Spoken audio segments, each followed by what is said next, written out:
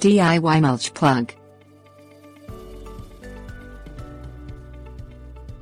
A mulch plug covers up the exit port on a lawnmower to force the grass downward to the ground.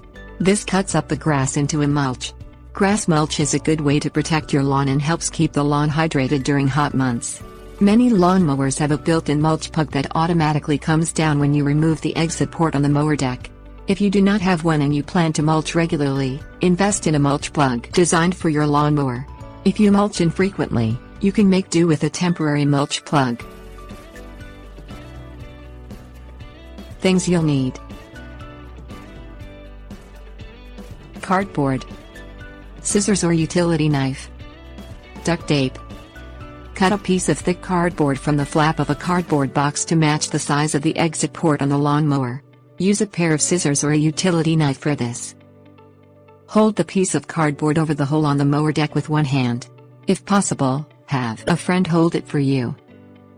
Tape the cover to the mower deck with duct tape.